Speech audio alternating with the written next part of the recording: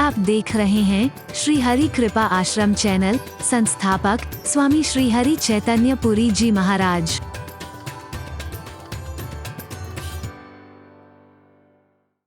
मथि राख्यो सुर साधु हित,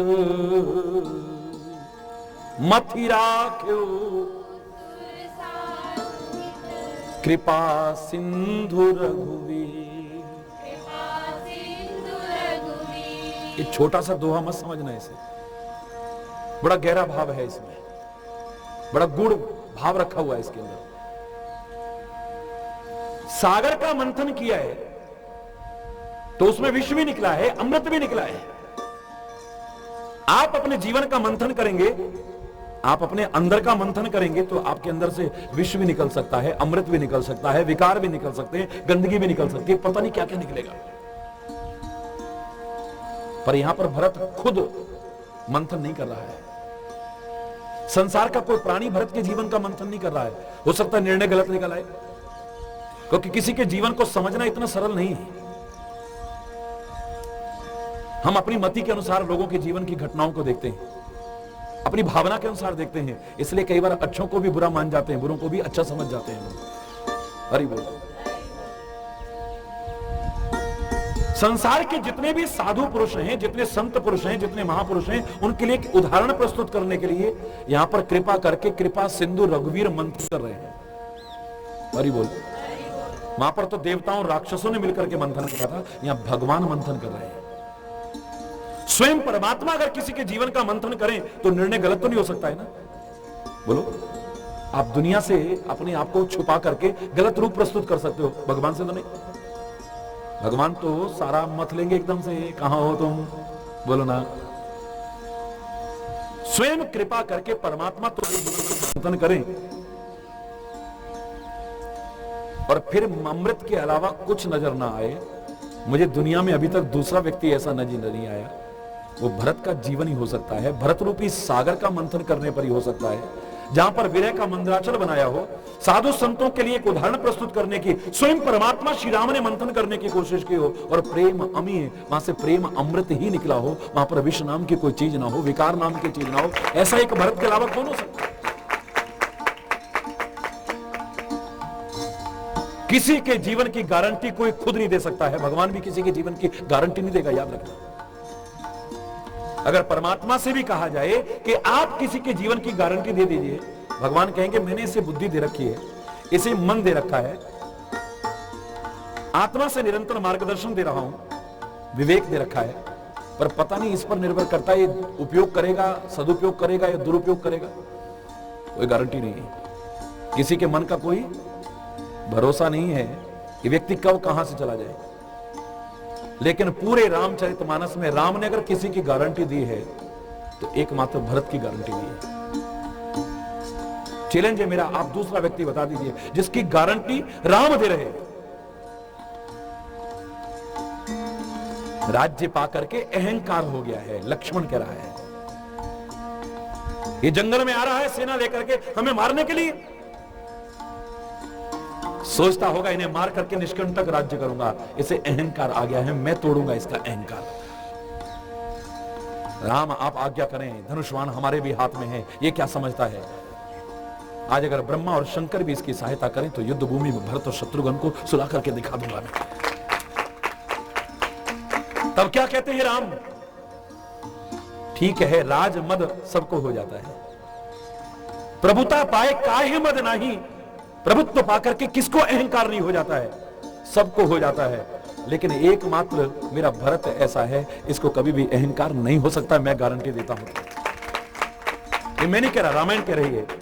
भरत ही होए न राज मद, और अयोध्या का तो क्या विधि हरि हर पद पाए। अगर इसे ब्रह्मा का भी पद मिल जाए, शंकर का भी पद मिल जाए, विष्णु का भी पद मिल जाए, अरे मेरे लखन भैया, मेरे भरत को कभी भी अहंकार नहीं आ सकता है, सारी सृष्टि का भी मालिक बन जाएगा। प्रभुता पाकर के सबको अहंकार आ सकता है, लेकिन मेरे भरत को नहीं आ सकता है। इतनी सौभाग्यशाली है कैकेयी, जिसे राम मां कहकर के पुकारता है। कितनी सौभाग्यशाली है कैकेयी, जिसका भरत जैसा पुत्र हुआ है। मैं तो दावे से कह रहा हूं कि राम के यश का अगर झंडा फहर रहा है तो झंडे के लिए एक डंडा जरूरी है। झंडा होगा राम के यश का, लेकिन भरत रूपी डंडा अगर ना लगा हो तो झंडा फहर ही नहीं सकता है। मैं दावे से कह रहा हूं कोई भी झंडा डंडे के बिना नहीं फहर सकता है। तो भरत डंडा बन गया है। भरत का चरित्र क्या है? दंड के समान है। और राम का चरित्र क्या है? झंडे के समान है। भरत का चरित्र डंडे के समान है तो राम का चरित्र झंडे के समान है। राम ने जो झंडा फहराया है धर्म का, राम ने जो झंडा फहराया है सत्य का, अगर भरत रूपी डंडा बीच में ना होता तो ये झंडा फहर नहीं सकता। मैं दावे से कह रहा हूं और मैं नहीं कह रहा हूं, तुलसी ने भी इशारा किया है, दंड समान भयउ जग जासु, जिसका जीवन डंडे के समान बन गया है। हरि बोल। कितनी सौभाग्यशाली है जिसे राम मां कह रहा है, जिसे भरत की मां बनने का सौभाग्य मिला है।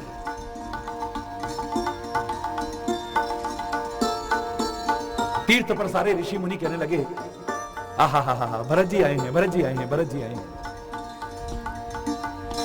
संतों में चर्चा हुई है, ऋषि मुनियों में चर्चा हुई, ये काय का फल है जो हमें आज भरत के दर्शन मिल रहे हैं।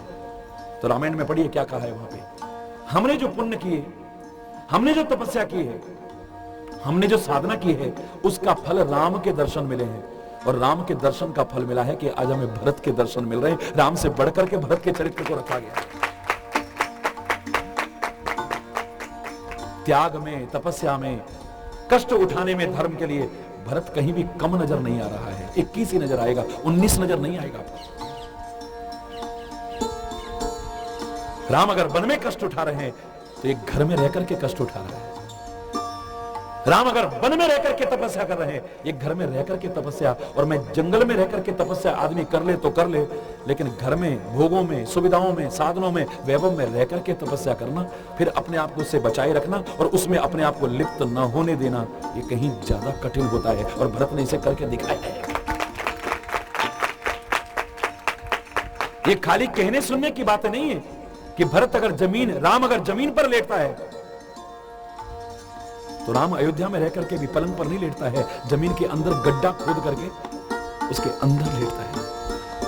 अरे बोल, ये बता रहे हैं कि उनसे भी ज्यादा कष्ट उठा रहा है। ऐसे भरत की मां बनने का जैसे सौभाग्य मिला हो, वो कैकेयी कितनी महान होगी। अरे बोल, राम भी जिसे अपनी मां कौशल्या से ज्यादा प्यार करता हो, वो कैकेयी कितनी सौभाग्यशाली होगी। अरे बोल, लेकिन एक मंथरा की संगति करके, उसकी बातों को मान्यता देकर के अपयश की जो भागीदार बनी है, शिक्षा दे रही है, अगर तुम अच्छे लोगों का साथ करोगे तो जीवन में यश के भागीदार बनोगे, और गलत लोगों का साथ करोगे, चाहे तुम कितने भी महान हो, एक दिन अपयश के ही भागीदार बनोगे, यश के भागीदार नहीं बन सकते।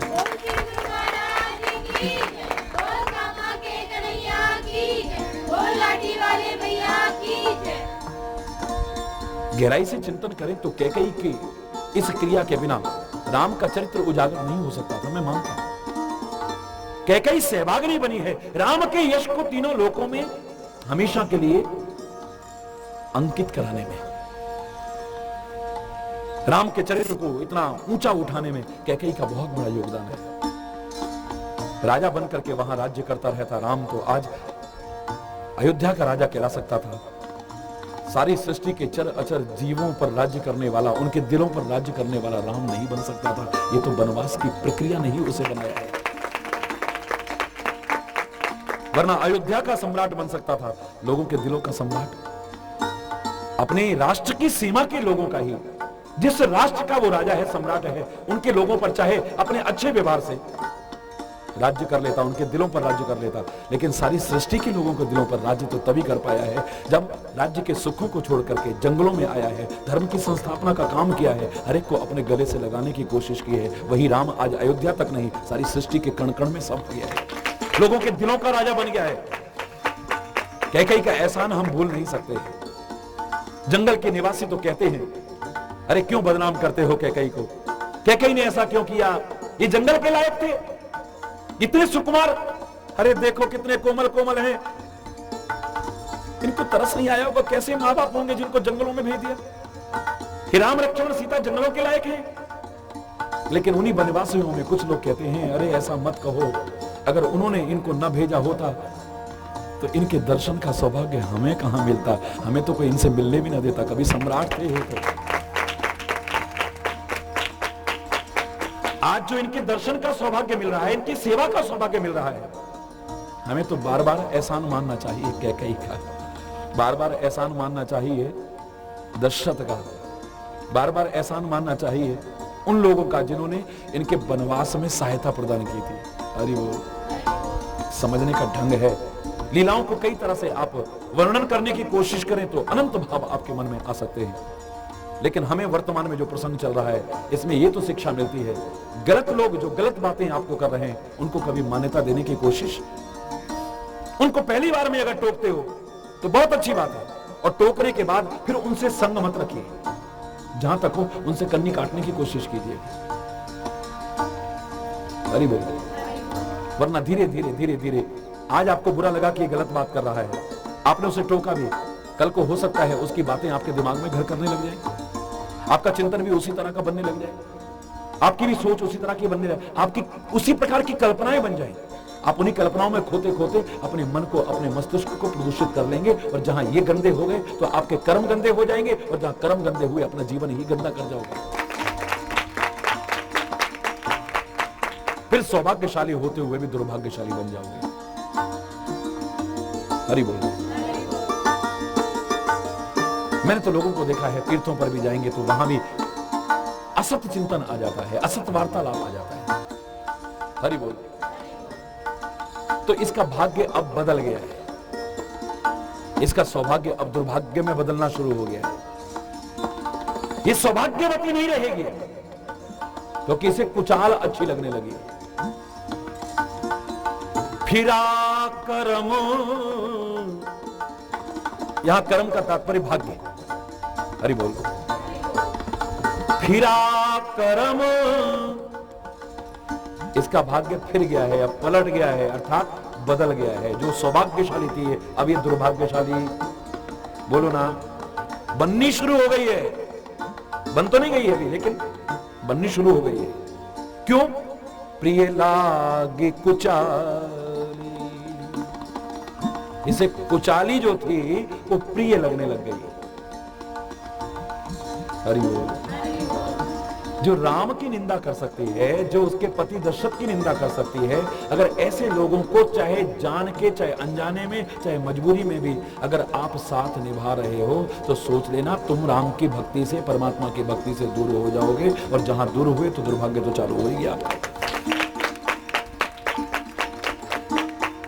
तुलसी ने गलत नहीं कहा था, जाके प्रिय ना राम वैदे तजिए ताहि कोटि वैरी सम, यद्यपि परम स्नेही। जाके प्रिय न राम वैदेही, जिसे परमात्मा प्रिय नहीं है, तजिए ताहि कोटि वैरी सम, करोड़ों शत्रुओं के समान त्याग दो, यद्यपि परम स्नेही, चाहे वो आपका परम स्नेही ही क्यों ना हो, उसे त्यागने में ही भलाई है। अगर तुम भक्ति चाहते हो, परमात्मा की कृपा चाहते हो तो त्याग देना, वरना तुम परमात्मा को जरूर त्याग बैठोगे, एक ना दिन ऐसा आ जाएगा तुम्हारे।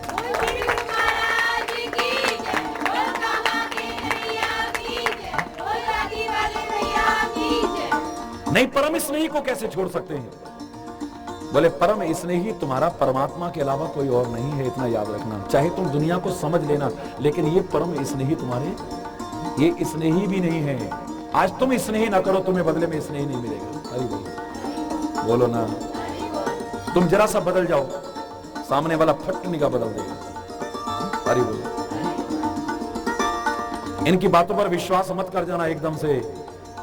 ये संबंधों की गरिमा तुम्हारे ऊपर निर्भर कर रही है। आज अधिकांशतः तुम अगर संबंध ठीक से निभा रहे हो तो सामने वाला निभा रहा है, जहां तुम उल्टे हुए सामने वाले के संबंध उल्टे हो जाएंगे, याद रखना।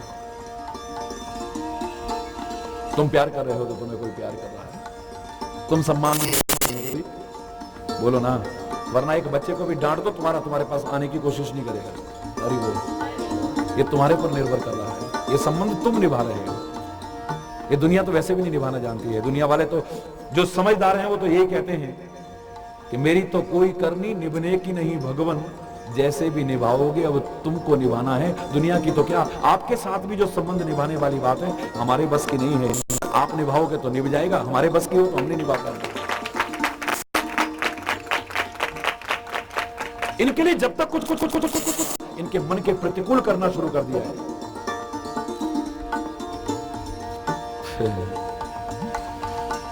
फिर देखिए आप फट बदल जाएंगे, 1 सेकंड में बदल जाएंगे।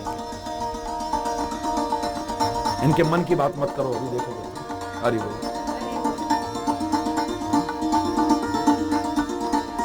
अभी जय हो कर रहे थे,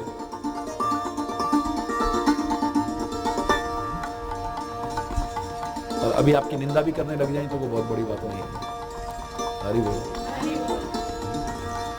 अभी इनको भगवान नजर आ रहे थे तुम, लेकिन फिर इनको राक्षस भी नजर आ जाए तो वो बहुत बड़ी बात नहीं है। अभी तुमको बड़ी इज्जत दे रहे थे, ये खुद ही तुम्हारी बेइज्जती भी करते हैं तो कोई बहुत बड़ी बात नहीं है। 1 सेकंड में बदलते हैं, 1 सेकंड में। परम स्नेही या हमारा सदगुरु हो सकता है, परम स्नेही या हमारा परमात्मा हो सकता है। दुनिया में परम स्नेही किसका कौन है, याद रखो। जितने परम स्नेही बनते हैं उन सबको बदलते देखा है। ये कहते हैं हम तुम्हारे बिना जी नहीं सकते हैं, और उसको कुछ हो जाए तो फिर जीते हैं। कोई मरा गया, हरि बोल। कितने कितने परम स्नेही चले गए किसी के, और दुनिया वहीं की वहीं चल रही है। किसने 2 दिन रो लिया, किसने 4 दिन रो लिया, किसने 10 रो लिया, किसने महीना रो लिया, किसने 1 साल रोक लिया, किसने 2 साल रोक लिया, किसने 10 साल रो लिया। कोई जीवन भर थोड़ा बहुत किसी की याद पुरेती रहती है, वरना किसी के पीछे कोई मरता नहीं है, कोई किसी के साथ नहीं जाता। ये दुनिया वहीं चलती रहती है। अगर तुम्हें कुछ हो गया तो मैं जिंदा नहीं रहूंगा, तुम्हें कुछ हो गया तो मैं जिंदा नहीं रह पाऊंगी। हरि बोल। ये कहते हैं हरि बोल। हाँ, परम स्नेही से जो परम स्नेही बनने की कोशिश करे वो ऐसा कर दे तो कोई बहुत बड़ी बात नहीं है। वो दशरथ जैसा कर सकता है कि परम स्नेही राम से उसने संबंध बनाया है। गलतियां हुई हैं, ठीक है, लेकिन परम स्नेही जो है उससे संबंध बनाया है। उसको कुछ हो गया है तो तिनके की तरह वो जरा दूर हुआ है अपने से, तो तिनके की तरह उसकी याद में शरीर को त्याग दिया है। 1 सेकंड नहीं लगाया उसने। प्रिय तनु तृण इव परिहरे, बंदऊ अवध भुआल सत्य प्रेम जेहि राम पद, विचुरत दीन दया प्रिय तन तृण इव परिहरे। तिनके की तरह छोड़ दिया राम के बिछुड़ते ही। ऐसा प्यार कहां होगा? अरे बोल। इसलिए ये गलत फहमियों में मत जियो। दुनिया के जितने रिश्ते हैं, अगर परमात्मा से कोई विरोध करता है तो तुलसी ये कह देता है कि उसे भी अगर छोड़ दोगे तो कोई बुराई नहीं है। कौन से स्नेही होंगे? पिता तजो प्रहलाद। प्रहलाद ने अपने पिता का परित्याग नहीं किया, नहीं त्याग किया। क्यों किया था? जाके प्रिय न राम वेदी, बोलना। पिता तजो प्रहलाद विभीषण बंधु भरत मेहतारी। विभीषण ने अपने भाई का परित्याग कर दिया था। किस लिए किया था? जाके प्रिय न। भरत ने अपनी मां का परित्याग कर दिया था। भरत जैसा आदर्श व्यक्ति जो मां का सम्मान करता है, कहता तेरी जीभ में कीड़े क्यों नहीं पड़ गए, तेरा मुंह सड़ क्यों नहीं गया? वरदान मांगते सरे तेरे दर्द नहीं हुआ तेरे मुंह में? और परमात्मा ने तेरी कोख से जन्म लेते ही मुझे मार क्यों न दिया, या तेरी कोख में आने का सौभाग्य ही मुझे क्यों दिया? ऐसा दुर्भाग्यशाली काहे को बनाया गया? भरत जैसे आदर्श व्यक्ति से मां के लिए ऐसे अनुचित शब्दों की कामना करना, बोलो ना। नहीं। पर क्यों कहा? जाके प्रिय न राम। इससे बढ़िया संबंध और क्या होंगे? गुरु बलि तजो कंत ब्रज बनितन। बलि ने अपने गुरु का परित्याग कर दिया है, गुरु की आज्ञा का परित्याग कर दिया है। गुरु महाराज कहने लगे, बलि ये सामने भगवान है, बड़ा चालाक है, ये वेश बदल करके आए, तेरे को छलने आया, ये छलिया है ये। ये तो खाली बहाना है, 3 पैर पृथ्वी, बर्बाद हो जाएगा, तू लुट जाएगा, मत कर संकल्प। शुक्राचार्य जी महाराज जब बलि नहीं माना है और संकल्प करने लगा है तो उसके अंदर भी घुस गए हैं, कहते हैं, तो उसने उसमें मार दिया तो आंख भी फूट गई। अरे बोलो, ये गुरु का परित्याग नहीं है क्या? बोलो ना। मैं इस बात को, गुरु की आज्ञा तो माननी चाहिए और वो आज्ञा मैं भी नहीं मानूंगा तुम्हारी। आज परमात्मा मेरे दरवाजे पर, जिसके दरवाजे पर लोग भीख मांगते हैं, वो मेरे दरवाजे पर भीख मांगने आया है। अरे मेरा सब कुछ भी चला जाए पर ऐसा सौभाग्य मुझे कब मिलने वाला है? दुनिया याद करेगी कि सृष्टि का मालिक बलि से मांगने गया, दुनिया इससे मांगती है, ये मेरे से मांगने आया है। इस सौभाग्य को नहीं छोड़ूंगा मैं गुरु महाराज। हरि बोल। गुरु बलि तजो कंत ब्रज बनि तन। ब्रज की गोपियों ने अपने पतियों तक का परित्याग कर दिया है। अरे क्यों किया? जाके प्रिय ना। इसका मैं ये नहीं अर्थ कह रहा कि आप अपने माँ बाप का परित्याग कर देना, आप अपने भाई का परित्याग कर देना, आप अपनी पत्नी या पति का परित्याग कर देना, आप अपने गुरु का परित्याग कर देना, या आप अपने संबंधों का परित्याग, मैं नहीं कह रहा। लेकिन कम से कम इतना याद रखना कि असली संबंध उसी से बनाने की कोशिश करना जिसकी वजह से सारे के सारे संबंध हैं। अगर वो ना रहे तो किसी से हमारा कोई संबंध नहीं।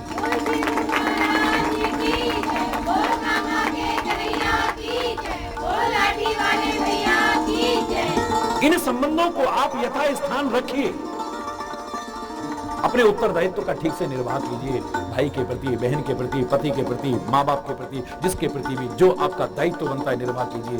पर ये जानते हुए कि परम स्नेही ये नहीं है, परम स्नेही, बोलो ना, ये सेवा के अधिकारी हो सकते हैं लेकिन प्रेम का अधिकारी तो वही है। अगर उससे प्रेम कर लिया है तो मैंने सोचा सबसे प्रेम कर लिया, उसके नाते सबसे प्रेम करना।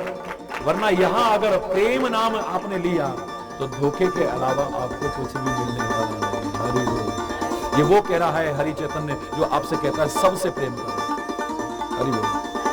सबसे प्रेम करना, सबसे प्रेम का तात्पर्य उसी से प्रेम है, लेकिन आप सबसे नहीं करते, आपको जो अच्छा लगता है उससे करते हैं। हरि बोल। वहां पर प्रेम नहीं है, आपके मन की अनुकूलता है, आपके मन को जो अच्छा लग रहा है।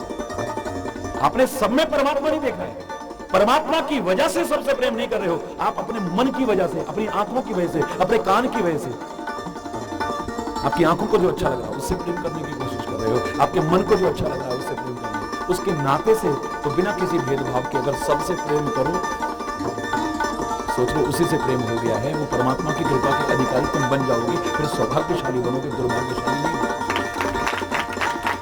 लेकिन जिसे परमात्मा प्रिय नहीं है उसकी बातों को अपने जीवन में मान्यता मत देना। सूरदास ने भी कितने प्यारे शब्दों में कहा था, तजोरे मन हरि विमुखन को संग, तजोरे मन जिनके संग कुमति उपजत है,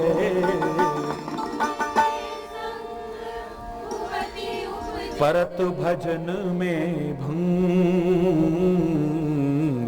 तजोरे मन। जो परमात्मा से विमुख हैं, जो परमात्मा से विमुख आपको करने की कोशिश कर रहे हैं, उनका संग छोड़ देना, वरना अपना जीवन को बर्बाद कर बैठोगे, अपने सौभाग्य को दुर्भाग्य में बदल बैठोगे, जैसे कैकेयी ने बदल लिया है। मंत्रा का साथ करना ही सोचो अपने सौभाग्य को बदल करके दुर्भाग्य में बदल दिया है इसने।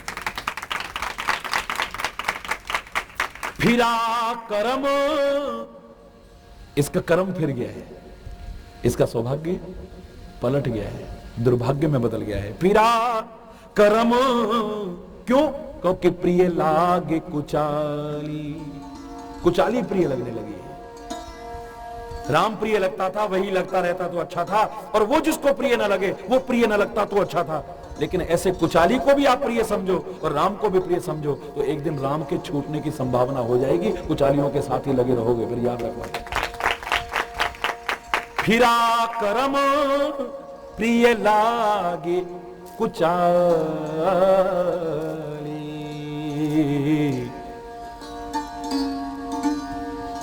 बकी सराही मान मराई। सामने बगुली बैठी है और उसे हंसनी की तरह सराहना करने लगी, क्या कही, हा हा हा तू कितनी अच्छी है। हरि बोल। बगुलों का साथ करोगे, हरि बोल, तो क्या मिलेगा? अगर हंस का साथ कर लोगे तो तुम्हारा भी जीवन हंस जैसा बन जाएगा, ऊंचा उड़ जाएगा, क्योंकि संग से ही तो प्रभाव पड़ता है। आपको एक बार बताया था कि हंस एक वृक्ष पर आकर के बैठा, लेकिन दुर्भाग्य वहां आकर के बैठ गया जहां पर कौवा बैठा हुआ था। अच्छे लोगों में बैठना चाहिए, कि चांडाल पक्षी के बीच में जाके बैठा तो उसकी क्या दुर्दशा हुई, सुनो जरा। कौवे के मन में आया कि नीचे आकर के राजा जो शिकार खेलता हुआ आके मेरे पेड़ के नीचे जहां मैं बैठा हूं, इसके नीचे आकर के विश्राम करने लगा है। मैंने बहुत ऊंचे ऊंचे कलश भी गंदे किए हैं अपनी गंदगी से, लेकिन राजा का मुकुट गंदा करने का कभी अवसर नहीं मिला है। हरि बोल। राजा के सिर पे गंदगी करने का मौका नहीं मिला है। राजा नीचे आके विश्राम कर रहा है, चलो आज इसके मुकुट को गंदा करते हैं, इसके सिर के ऊपर गंदगी करते हैं। कौवे ने गंदगी कर दी। राजा को एहसास हुआ कि गंदगी हुई है। कौवा तो जानता था कि कुछ गड़बड़ होगा, गंदगी करके उड़ गया, लेकिन हंस बैठा रहा, उसे पता ही नहीं। राजा ने आव देखा ना ताव, ऊपर से गंदगी आई थी, तीर उठाया, मारा धनुष से। हंस नीचे गिर गया है, तड़प रहा है बुरी तरह से। ये तो हंस है, ये गंदगी तो कौवे की है।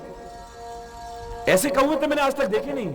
हंस कहता है मैं कौवा नहीं हूं, पर दुर्भाग्य मेरे इसलिए हुए क्योंकि थोड़ी देर मैंने कौवे का संग कर लिया था। आज ये दुर्दशा इसी के कारण मेरी हुई। मेरे को सोचना चाहिए था कि जहां कौवा बैठा है मुझे यहां पर नहीं बैठना चाहिए। ये गंदगी करेगा और इसकी सजा मुझे भुगतनी पड़ रही है। हरि बोल।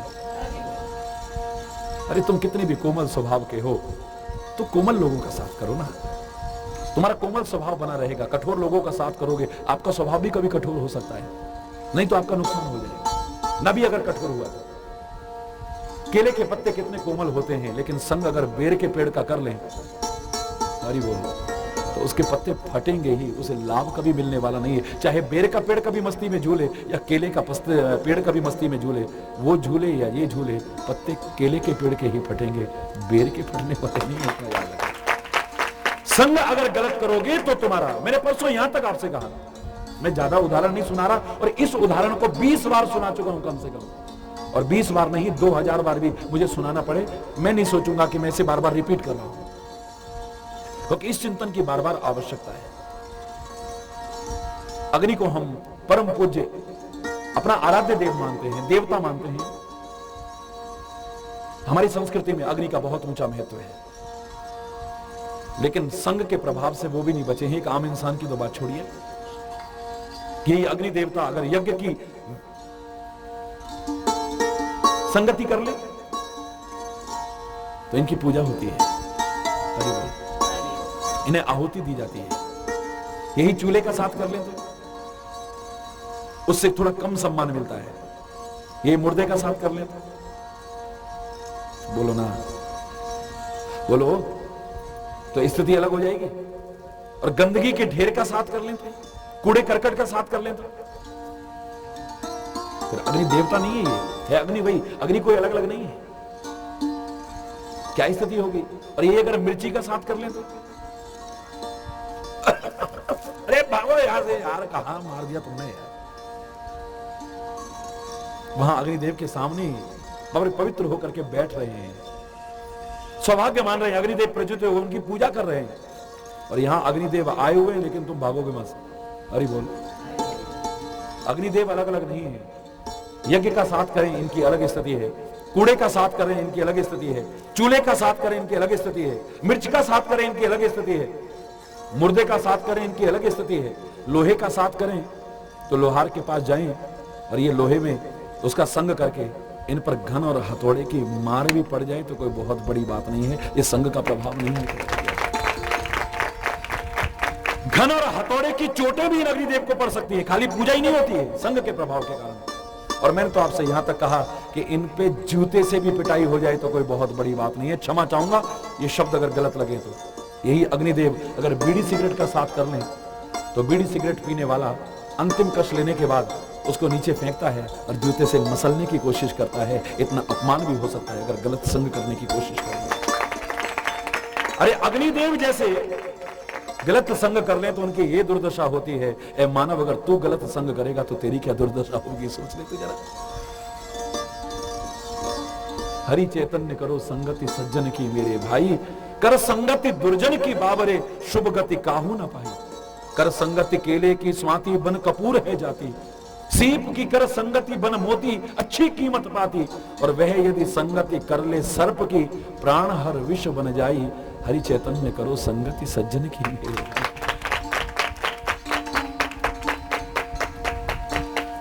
ये बगुली जो सामने बैठी हुई है मंथरा, उसे हंसनी मान करके सराहना कर रही है। बदकिस्मती शुरू हो गई है। हरि बोल। सुन मंथरा बात फुरी तोरी, दहीन आंख नित फरकई मोरी। मेरे को माफ करना, मैंने तेरे को घर फोड़ी कह दिया। मेरे को माफ करना, मैंने तेरे से कहा था कभी मेरे से मत बोलना। मेरे को माफ कर देना, मैंने तेरे पर गुस्सा भी किया था। असल में तेरे को मैं पहचान नहीं पाई कि तू मेरी कितनी हितैषी है। हरि बोल। अरे अब समझ में आ रहा है तेरी बात झूठ हो ही नहीं सकती है, प्रमाण है। अब मेरे समझ में आ रहा है। तभी मैं कह रही थी बहुत दिन से मेरी दाई आंख क्यों फड़क रही है। हरि बोल। मेरी दाई आंख रोज फड़क रही थी, आज समझ में आ रहा है कि कुछ ना कुछ गड़बड़ होने वाला था। मैं तो परवाह नहीं करती थी, लेकिन अब तेरी बातें सुनकर के मुझे चिंता हो रही है। हाय अब क्या होगा, हाय अब क्या होगा। राम राजा बन जाएंगे, कौशल्या महारानी बन जाएगी, तो मैं क्या उनकी चरण चप्पी करूंगी, मैं उनकी सेवा करूंगी, मैं उनकी दासी बन जाऊंगी। हाय मेरा भरत उनका कारागार में पड़ा रहेगा। ये बात सच्ची होने वाली है। हे भगवान अब क्या होगा, हे भगवान अब क्या होगा। अरे तू बता अब मैं क्या करूं, हे मंत्रा तू बता अब मैं क्या करूं। हरि बोल। दहीन आंख नित फरकई मोरी। बोलो दहीन। और इतने पर ही नहीं, अब समझ में आ रहा है। मैं तो परवाह नहीं करती थी। दिन प्रति देखूं रात को सपने, रोज रात को मेरे को बुरे बुरे सपने आते थे, मैं परवाह ही नहीं करती थी। मैं सोचती थी ऐसे आ गया होगा सपना, कोई सपना तो सपना ही होता है। लेकिन आज पता लग रहा है ये सचमुच गलत होने वाला था। इसलिए मेरी आंख फड़कती थी दाहिनी, इसलिए मेरे को गंदे गंदे सपने आते थे। कयाऊं हूं ना तो है मोह बस अपने, मैं अपने अज्ञान के कारण तेरे को बताती नहीं थी। आज मेरे को सपने में ऐसा दिखा, आज मेरे को सपने में, आज मुझे लगा है कि तेरे अलावा मेरा है कौन। तेरे से अपने दिल की बात नहीं खोलूंगी तो किससे खोलूंगी। सचमुच मेरे को भी ऐसा ही एहसास होने लगा है जो तू कह रही है। सचमुच मेरे को ही ऐसा एहसास होने लगा है जो तू कह रही है। जो कहती थी ऐसा कभी हो ही नहीं सकता, अब उसको भी लगने लगा है कि ऐसा ही होने लगा है। बिल्कुल यही स्थिति आपकी होगी अगर गलत संगति करोगे। फिर बार बार कह रहा हूं आपसे, काह करो सखी सूद सुभाऊ। अब दासी नहीं रही है, सखी रह गई है, अब फ्रेंड हो गई है। हरि बोल। अब ये सहेली बन गई है, अब इससे दिल की बात की जा सकती है। हरि बोल। काह करो सखी, हे सखी अब मैं क्या करूं। मेरा तो बड़ा सीधा स्वभाव है, मैं तो सबको अपने जैसा ही सीधा समझती हूं। हरि बोल।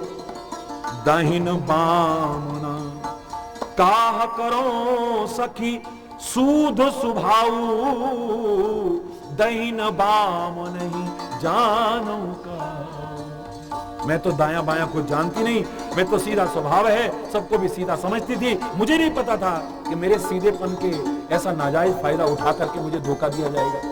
राजा को मैं समझती थी मुझसे बड़ा प्यार करते हैं, मुझे नहीं पता था मेरे को धोखा दे रहे हैं। मैं नहीं सोचती थी कि राम मेरे साथ कभी ऐसा कर सकता है। कौशल्या मैं तो अपनी दीदी मानती थी उसे। आज लग रहा है कि कुछ गड़बड़ होगा, आज लग रहा है कुछ गड़बड़ होगा।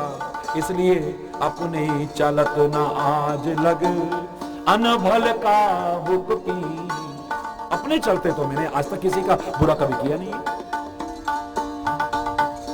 जहां तक मुझे ध्यान है मैंने किसी का कभी बुरा करने की कोशिश नहीं की है, तो कही अग एक ही बार मोही देव दुसे दुख दी। फिर पता नहीं मैंने ऐसा कौन सा पाप कर दिया, किस पाप के कारण एक ही बार में विधाता ने मुझे इतना बड़ा दुख दे दिया। हाय मैं सौत के कारण दुख उठाऊंगी, हाय मेरा बेटा कारागार में चला जाएगा। अब ये मूर्खतापूर्ण बातें नहीं है तो क्या है, बोलो बोलो ना। अरे कुत्ते की तरह दुबक दुबक करके जा रहा है।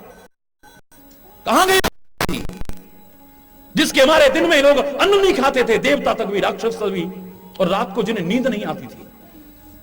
आज उस रावण को इतना निर्बल अशक्त होकर के दुबक दुबक करके जाते देखा, क्यों?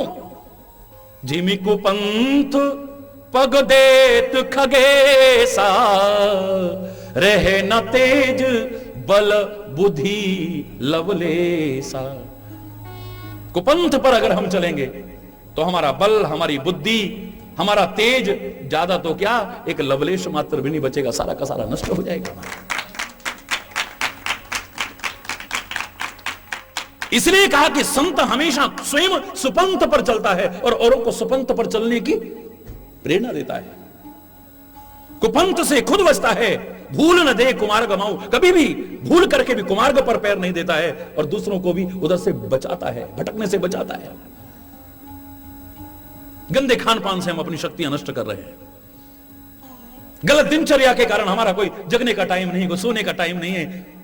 विदेशी लोग भी मानने लगे हैं इस दिनचर्या के महत्व को। Early to bed and early to rise makes a man healthy, wealthy and wise.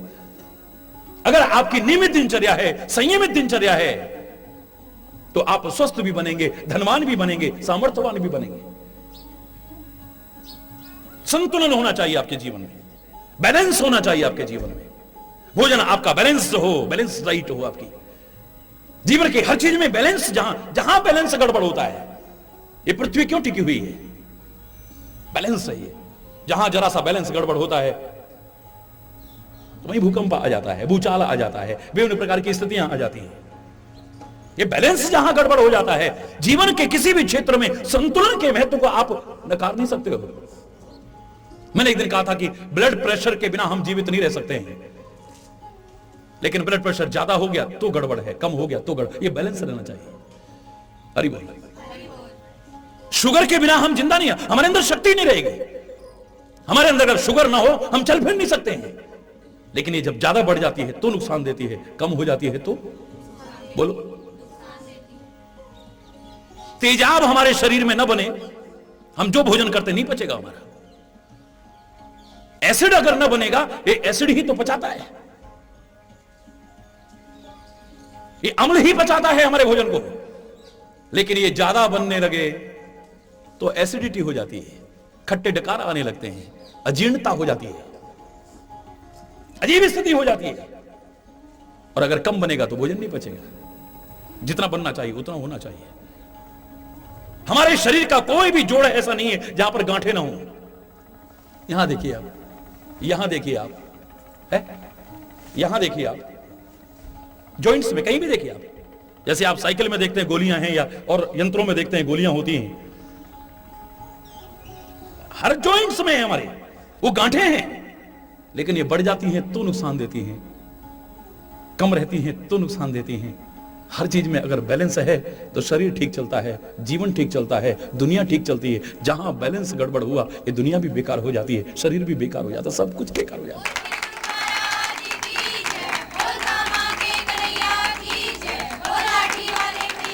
यह कदम कदम पर संतुलन का प्रयास। प्रकृति ने कितना सुंदर संतुलन बनाया था। पत्ते गिर रहे हैं तो खाद बन रही है, खाद बन रही है तो पौधे फल फूल हो रहे हैं, उनसे फल निकल रहे हैं, पक्षियों को भोजन मिल रहा है, पक्षी आगे जाकर के गंदगी करते हैं, उससे फिर जाकर के एक नया पेड़ शुरू हो जाता है। क्या संतुलन बना रखा था। अरे बोल, हिरणों की संख्या बढ़ रही है, वो शेर कंट्रोल कर लेता है। अरे बोल, हर एक का संतुलन बना रखा था उन्होंने, बिल्कुल इतना प्यारा संतुलन बना रखा था। हम उसको गड़बड़ कर देते हैं, सारा संतुलन खराब कर देते हैं। प्रकृति को भी हमने संतुलित नहीं रहने दिया है, सब कुछ। जीवन में भी संतुलन के महत्व को, बैलेंस के महत्व को स्वीकार नहीं किया है। तो शक्ति हम नष्ट करते हैं गंदे खान पान के कारण, शक्ति हम नष्ट करते हैं असंतुलित असंयमित दिनचर्या के कारण, शक्ति हम नष्ट करते हैं कुपंथ पर चलने के कारण, शक्ति हम नष्ट कर रहे हैं चरित्रहीनता के कारण। हरि बोल। अगर हम तो यह सबसे पहले शक्ति संपन्न बनने का, जीवन को शक्ति संपन्न बनाने का, अपनी शक्तियों को संजो करके रखने का, शक्तियां अर्जित करने का संदेश है। खाली वही वाली शक्ति नहीं, वो वाली शक्ति भी होनी चाहिए जो आप दंड बैठक लगा करके या पौष्टिक आहार लेकर के करते हैं। हरि बोल। मैं कह रहा हूं वो सब भी लेते रहे, और ये सब जो कारण बताए शक्तियां नष्ट होने के, अगर इन पर ध्यान न दिया तो आप शक्ति संपन्न नहीं बनेंगे। वरना देख लीजिए, मैं अपनी प्रशंसा के लिए नहीं कह रहा, संतों के जीवन को देख लीजिए, क्या भोजन ग्रहण करते हैं वो, कितना भोजन ग्रहण करते हैं वो। लोग इसलिए दुखी रहते हैं कि महाराज जी आप भोजन नहीं करते, महाराज जी आप ये नहीं करते, वो नहीं करते, सारा दिन इतना बोलते हैं, इतना भागते हैं। शरीर के लिए जितनी आवश्यकता है उतना लेते हैं, और वो भी बहुत संतुलित। लेकिन उसके बाद भी अगर जीवन ऐसा बनाया है तो शायद इतना कुछ खा करके, इतनी दंड बैठ लगा करके जो व्यक्ति शक्ति अर्जित नहीं कर पाता, उनके अंदर इतनी शक्ति देखी गई, इतनी सामर्थ्य देखी गई। शारीरिक व्यायाम का अपना महत्व है, लेकिन चरित्र, सुपंथ, नियमित दिनचर्या, संयमित दिनचर्या, शुद्ध सात्विक संतुलित और संयमित भोजन, इनका भी अपना महत्व है। इन पर अगर ध्यान ना दिया तो शक्ति संपन्न नहीं बन पाएंगे। जो शक्तियां पहले से हैं वो नष्ट हो जाएंगी, और शक्तियां तो क्या अर्जित करेंगे। तो शंकर की उपासना में सबसे पहले शक्ति के महत्व को स्वीकार किया है। परमात्मा की स्तुति करते हुए भी सबसे पहले शक्ति के महत्व को स्वीकार किया है। यहां पर राम सीता हमारी संस्कृति में नहीं कहते, सीता राम कहते हैं, सीता शक्ति स्वरूपनी है। ये राधा कृष्ण कहते हैं। हरि बोल। कृष्ण राधा नहीं कहते हैं, पहले शक्ति है तो सब कुछ है। और शक्ति शक्तिवान से अभिन्न रहती है। आंख की शक्ति अलग नहीं हो सकती है, इसी के अंदर है, अब इसे नष्ट मत होने देना। कान की शक्ति कान का, इसे नष्ट मत होने देना। शरीर है वैसे जो होना है वो अलग बात है, लेकिन अपनी तरफ से प्रयास करके जबरदस्ती कपड़ों को फाड़ने की कोशिश मत कीजिए। जबरदस्ती अपनी शक्तियों को नष्ट करने की कोशिश मत कीजिए। एक समय आने पर यह गल जाएगा, फट जाएगा। एक लापरवाही से भी फटता है, ये पता नहीं चला कि कांटों में उलझ करके फट गया या तार में उलझ करके फट गया। ये एक लापरवाही से भी फटता है। और एक जानबूझ करके हम इसे कुल्हाड़ी से धोएं और फिर चाहे लाख कहते रहे राम जी रक्षा करना, राम जी रक्षा करना, राम जी रक्षा नहीं करेंगे, ये फट जाएगा। ऐसी मूर्खतापूर्ण क्रियाएं मत करिए।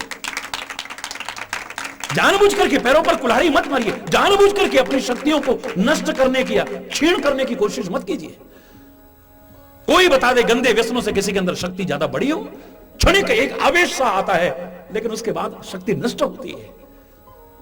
मदिरा का सेवन करने वालों से पूछ लो और नशीले पदार्थों का सेवन करने वाले से शक्तियां खत्म हो रही है। गंदे खान पान से शक्तियां नहीं बढ़ती हैं। आज तो मांसाहार पर जिधर हमारे भारत जैसे देश में भी इतना प्रचलन बढ़ रहा है, विदेशों के वैज्ञानिक कहते हैं, मेडिकल साइंस से जुड़े लोग कहते हैं कि अधिकांश बीमारियां इस मांसाहार के कारण है। 6-7 साल पहले, 8 साल पहले करीब दिल्ली में एक सेमिनार हुई थी 60 से अधिक देशों के, जिसमें वैज्ञानिक आए थे और उन्होंने निष्कर्ष अंत में निकाला था कि 160 से ज्यादा बीमारियां तो मांसाहार के कारण हो रही हैं।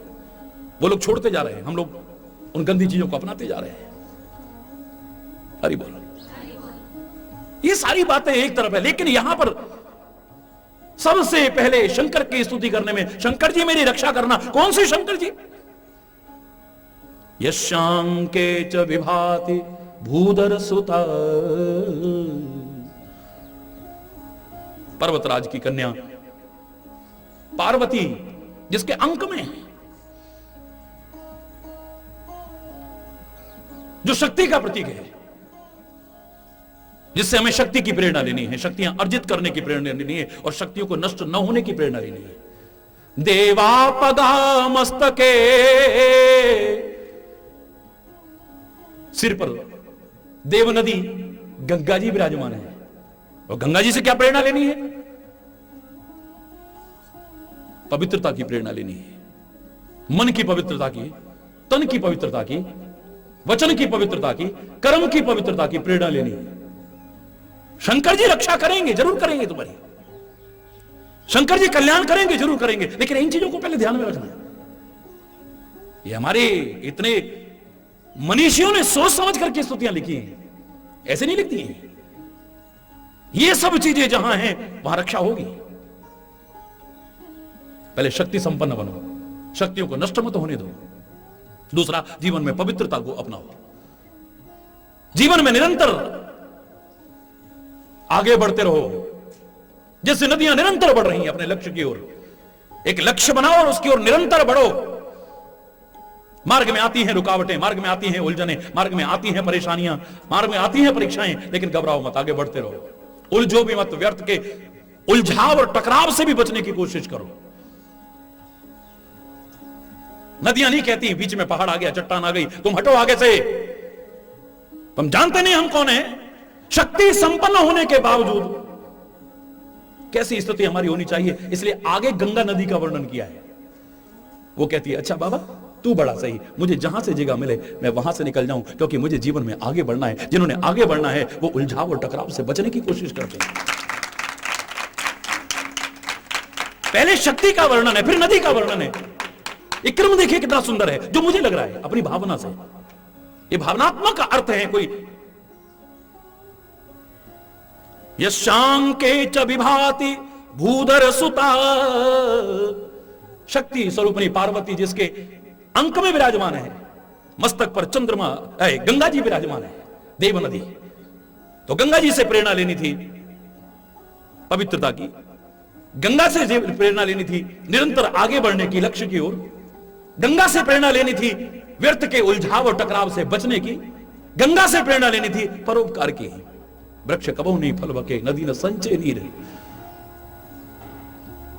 गंगा से यह प्रेरणा लेनी थी कि खुद पवित्र बनो और औरों को भी पवित्र करने की कोशिश करो। अरे बोलो, अपना जीवन पवित्र बना करके अब औरों को पवित्र करने की कोशिश करो। मजा तब है, अपना भी भला कर लो, फिर औरों का भी भला साथ में करो। अपने जीवन का भी कल्याण करो, साथ में औरों के जीवन का कल्याण करो, तब जीवन का आनंद है। ऐसे नहीं है। जीवन को उच्चता के शिखर पर ले जाओ। निकृष्ट जीवन जीते हुए आप कहें हे भगवान रक्षा करना, हे भगवान रक्षा करना। अंत में कहा है श्री शंकर पातु मां, ये शंकर जी मेरी रक्षा करना। अब काम करो ऐसे जिससे रक्षा करी नहीं, जो परमात्मा से तुम्हें दूर कर दे, तो भगवान जी क्या रक्षा करेंगे? सोचो जरा। मैं अधूरी बात नहीं कहता आपसे, अपना जीवन भी ऐसा बनाने की कोशिश करना। मैं दावे से कह रहा हूं परमात्मा आपकी कदम कदम पर रक्षा करेंगे, आपका बाल बांका नहीं हो पाएगा अगर ऐसा जीवन बना लोगे।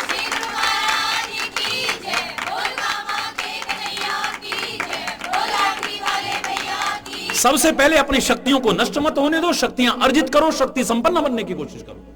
फिर शक्ति का अभिमान मत करो। सामने कोई अच्छा भाई तू बड़ा है, जैसे गंगा जी आई, आगे पर्वत आ गया, चट्टान, अच्छा बाबा तू बड़ो सही, हम तो तेरी परकम्माऊ लगा के चले जाएंगे। बहुत बड़ा है तू भैया, हम छोटे से। अरे बहुत बड़ा है तू।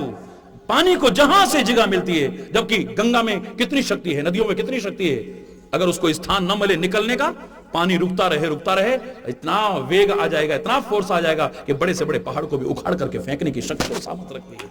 उसके बाद भी इतनी शक्ति और सामर्थ्य होते हुए भी कह के नहीं तू बड़ा, तू यहां खड़ा। अरे वो इतनी शक्ति सामर्थ्य।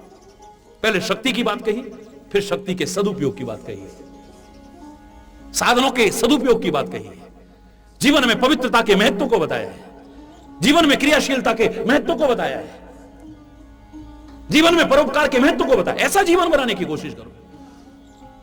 यशांके च विभाति भूधर सुता देवापगा मस्तके भाले बाल विधुर गले च गरलम यशोरसे व्यालराट। अरे बोल, भाले बाल विधुर गले, बचपन का चंद्रमा है, छोटा दोज को चंदा। अरे बोल, द्विज का चंद्रमा है, बाल चंद्र है। अब यहां बताया है कि तुम्हारा जीवन इतना अच्छा बन जाएगा कि टेढ़े से टेढ़े लोग भी आपके संपर्क में आए, वो भी आदरणीय बन जाए कि तुम तो अपना अच्छा जीवन बनाओ ही। अगर टेढ़ा चंद्रमा भी आपकी शरण में आ जाए तो उसे भी वंदना के योग्य बना दो, तब तो तुम्हारे जीवन का आनंद है। देखिए ना, टेढ़ा है चंद्रमा। वंदे बोधमयम नित्यम गुरुम शंकर रूपिणम यमाश्रतो ही वक्रोपि चंद्र सर्वत्र वंदते। यहां पर पूर्ण चंद्रमा की बात में नहीं है, टेढ़े चंद्रमा की बात है कि टेढ़े लोग भी अगर ऐसे सज्जनों के संपर्क में आ जाएं तो वो भी इतना अच्छा जीवन जीने, अगर ठीक से संग कर लें तो। शरीर से संग नहीं, उनके वचनों का संग कर लें, उनके उपदेशों का संग कर लें, उनके ज्ञान का संग कर लें, उनकी प्रेरणाओं का संग कर लें, उनके उपदेशों का संग कर लें और उसे जीवन में उतार लें, तो वो टेढ़े से टेढ़े कहे जाने वाले लोग भी एक दिन आदर के पात्र, एक दिन वंदना के पात्र बन जाते हैं। और खाली इतना ही नहीं, ये चंद्रमा मस्तक पर होना, सिर पर गंगा जी का होना, ये मस्तिष्क की शीतलता का भी आपको उपदेश दे रहा है, प्रेरणा दे रहा है कि दिमाग को ठंडा रखो। बात बात में जो गर्म कर बैठते हो, अपना शरीर भी खराब कर बैठते हो। कहते हो खाली पैर गरम पेट नरम सिर ठंडा, आए हकीम तो मारो डंडा, पर रोज वैद्य की जरूरत पड़ती है, रोज डॉक्टर की जरूरत पड़ती है। हरि बोल। सिर ठंडा नहीं रखते क्या करें जी, अब कुछ याद ही नहीं रहता, याददाश्त तो बड़ी खराब हो गई। अरे कंप्यूटर इसी को देख करके बनाया वैज्ञानिकों ने, इसी मस्तिष्क को देख करके बनाया है। और आप जानकारी लीजिए, एक सामान्य कंप्यूटर की बात नहीं कर रहा मैं, पर्सनल कंप्यूटर की, पीसी की बात नहीं कर रहा। जितने सेंसिटिव कंप्यूटर्स हैं उनको एयर कंडीशन रूम में रखा जाता है, अगर गर्मी में रखा जाए तो खराब हो जाते हैं। अभी इतना सेंसिटिव कंप्यूटर नहीं बना है जितना हमारा मस्तिष्क है। जहां आपने याद करा 50 साल की घटना को, पुरानी को भी, तो चित्र सहित घूम गई सारी की सारी। हरि बोल। यहां कुछ भरना नहीं पड़ता है कंप्यूटर में, नेचुरल अपने आप चल रहा है, कमाल है। आपने खाली स्मरण करना है कि 20 साल पहले वहां गए थे, 50 साल पहले हमने दृश्य देखा था, वो बिल्कुल आंखों के सामने घूम जाएगा। ऐसा कंप्यूटर देखा कहीं आपने? अभी तक तो नहीं बना, और शायद एक आध डिकेड में, एक आध दशक में आने वाला भी नहीं है अभी। इतना विकसित, इतना नाजुक। तो जितने सेंसिटिव कंप्यूटर्स हैं और उनको एयर कंडीशन रूम में रखा जाता है, हीट से बचाने की कोशिश की जाती है। और खाली हीट से नहीं, गंदगी से बचाने की कोशिश की जाती है। चप्पल जूते भी बाहर उतार करके तब अंदर कंप्यूटर रूम में प्रवेश करने दिया जाता है आपको। गंदगी ना आ जाए, कोई कीटाणु ना आ जाए अंदर, ये कंप्यूटर बेकार हो जाएगा। और हमने इसने कंप्यूटर में दूसरों के दोष रूपी गंदगी भी भरी है, गंदे चिंतन रूपी गंदगी भी भरी है, और गर्मी और क्रोध के कारण, आवेश के कारण इसको गर्म भी किया है। अब ये कंप्यूटर खराब नहीं होगा तो क्या होगा? सोचिए। आपकी दिमाग की स्मृति भी खत्म होती जा रही है। क्यों खत्म हो रही है? क्योंकि आपने सिर पर गंगा जी को नहीं रखा है, मस्तक पर चंद्रमा को नहीं रखा है, अर्थात शीतलता को नहीं अपनाया है। मैंने एक बार दावे से कहा था, ईश्वर की कृपा से कितना भी गहराई से आप विश्लेषण किए, अंत में निष्कर्ष निकलेगा ये। जिसे आप जिंदा भी मानते हैं, मेरी नजर में वो जिंदा नहीं है। जीवित व्यक्ति की परिभाषा एक पंक्ति में की थी मैंने, ईश्वर की कृपा से, कि जिसका रक्त गर्म हो, जिसकी चेतना जागृत हो और मस्तिष्क ठंडा हो, वही जीवित है, वरना जीवित भी मृतक तुल्य है। अंदाजे से कह रहा हूं, जिसका खून, बोलो, खून गर्म हो, चेतना जागृत हो। आज तो वैज्ञानिक भी कहते हैं, पहले कहते थे हार्ट फेल हो गया आदमी मर गया, बोले नहीं, हार्ट फेल भी हो गया तो भी बच सकता है, करो ट्रीटमेंट। अभी तो इतनी देर तक अगर करोगे, कोशिश करोगे तो ये फिर दोबारा से जिंदा हो सकता है, सरवाइव कर सकता है। हार्ट फेल होते ही आदमी, वो कहते पहले नहीं मानते थे। परमात्मा श्री कृष्ण ने जो वेदों का सार हमारे सामने प्रस्तुत किया था, क्या कहा था? इस शरीर रूपी वृक्ष की जड़ कहां है? बोली, ऊर्ध्वमूलम अधः शाख अश्वत्थम प्राहुरव्ययम छंदांसि यस्य पर्णानि यस्तम वेद सवेदवित्। गीता में आप पढ़िए, ऊर्ध्वमूलम, इस वृक्ष की जड़, उस वृक्ष से बस थोड़ा उल्टा है मामला। पेड़ के साथ उपमा दी है इसकी, उसकी जड़ें नीचे होती हैं, इसकी जड़ें ऊपर हैं, सबसे ऊपर। अब वैज्ञानिक भी कहने लगे, हाँ नहीं, जब तक चेतना जागृत है, चाहे उसे मशीनों पर लिटाए रखो, कभी ना कभी जिंदा होने की संभावना हो सकती है। ब्रेन हेमरेज भी हो गया है, बिल्कुल वो हो गया, लेकिन फिर भी कहीं ना कहीं अभी संभावना है, गुंजाइश है। उसी सिद्धांत पर आ रहे हैं फिर से। इसमें अगर चेतना है आपके, क्योंकि जड़ है ये, तो इस जड़ को कभी खत्म करने की कोशिश मत करना, इसको गंदा करने की कोशिश मत करना, मस्तिष्क को गंदा, इसे पवित्र रखो। जड़ अगर ठीक रहेगी, इसमें कोई कीड़ा ना लगे, इसमें कोई गुण ना लगे, इसमें कोई गंदगी ना आए, तो वृक्ष हरा भरा रहेगा, बड़ा सुंदर रहेगा। वरना तो वृक्ष खत्म हो जाएगा। ऊर्ध्वमूलम, इसकी जड़ ऊपर है, अधः शाखा, और वृक्षों में शाखाएं यूं जाती हैं, लेकिन इसमें शाखाएं यूं जा रही हैं। हाथ देखो तो नीचे की तरफ ऐसे लग रहा है शाखाएं जा रही हैं, पैर देखो तो शाखाएं जा रही हैं। हरि बोल। और ये अश्वस्थ वृक्ष है, ये कोई साधारण वृक्ष नहीं है। जैसे पीपल का वृक्ष होता है, बट का वृक्ष होता है, बड़ा गहरा है ये, बड़ा मजबूत है ये, पर तुम ढा देते हो इसे, इसकी जड़ पर प्रहार करके। इसलिए इसके ऊपर हमेशा गंगा जी को और चंद्रमा को शंकर जी कहते धारण कीजिए। हरि बोल। अंधकार में भी प्रकाश दिखाने का प्रतीक है, विकासशीलता का प्रतीक है। जीवन को विकासशील बनाओ, अवरुद्ध मत कर दो कहीं आकर के।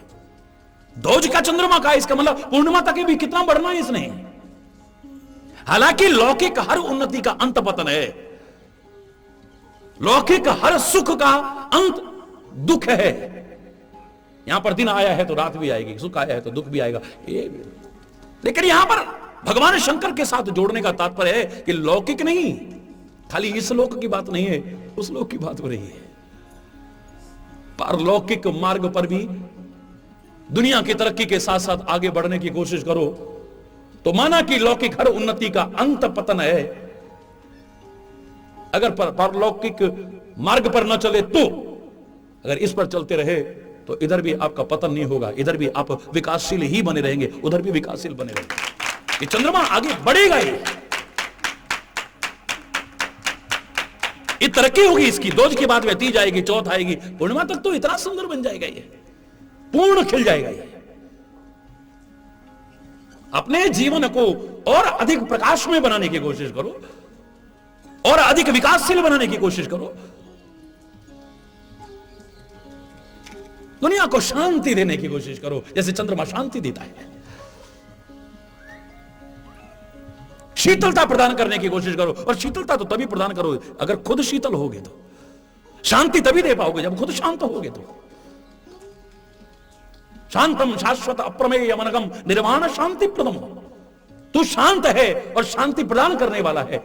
ऐसा क्यों कहा है? पहले तू शांत है तब शांति प्रदान करने वाला कहा, क्योंकि जो खुद शांत नहीं होगा वो दूसरे को शांति प्रदान कर ही नहीं सकता है। एक क्रम है ये। तो शक्ति संपन्न बनो, उस शक्ति का अभिमान मत करो। फिर अपनी शक्ति को व्यर्थ के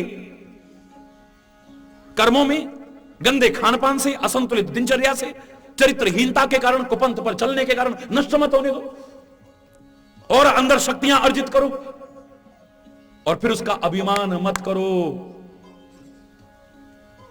देव नदी गंगा की तरह पवित्रता लेकर के आओ, निरअभिमानता लेकर के आओ, लक्ष्य की ओर निरंतर आगे बढ़ने की प्रेरणा लेकर के आओ।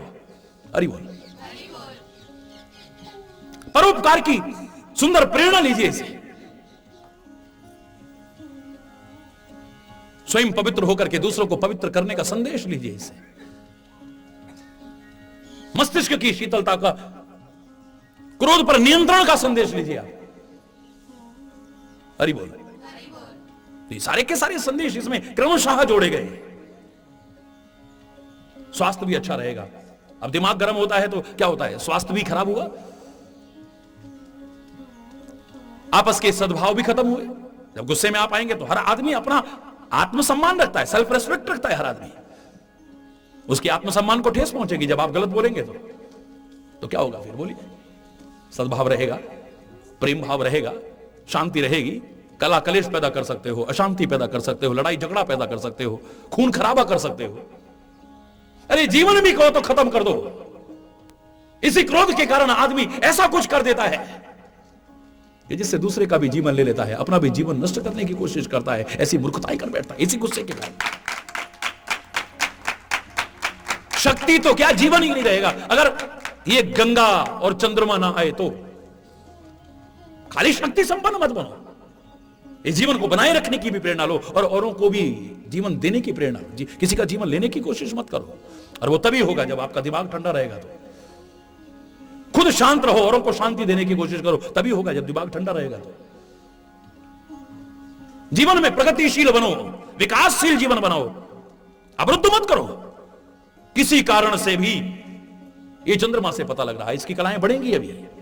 अपनी कलाओं को बढ़ाने की कोशिश करिए, अपने गुणों को बढ़ाने की कोशिश करिए, अपने ज्ञान को बढ़ाने की कोशिश कीजिए, अपनी उज्ज्वलता को, अपनी धवलता को, अपने प्रकाश को, अपने ज्ञान को बढ़ाने की कोशिश कीजिए, घटाने की कोशिश मत कीजिए।